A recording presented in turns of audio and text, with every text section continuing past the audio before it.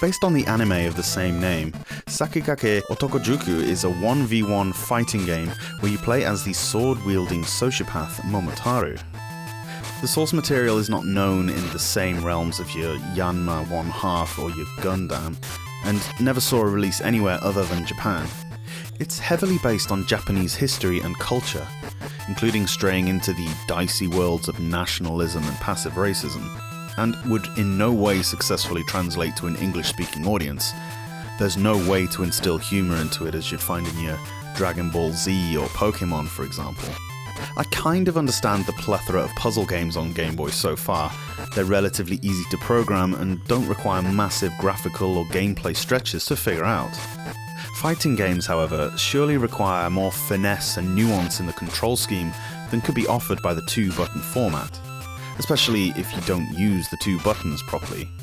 Sure, there are your Mortal Kombats and Street Fighter 2s of this world, but for every successful one, there seems to be 4 or 5 god-awful or simply subpar attempts.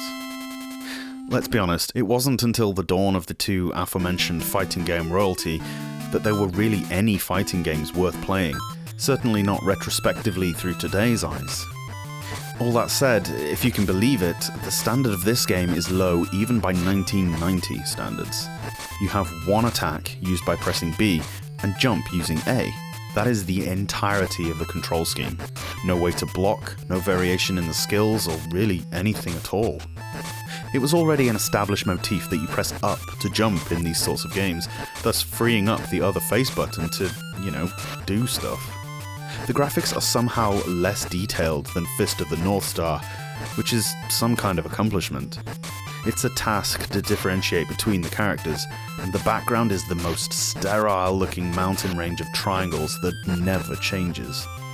It's probably not possible to have more cliched music than what's on offer here. The AI are idiotic and prove no challenge at all, fruitlessly jumping into the air without really ever attacking you. No challenge, that is, until you meet the boss.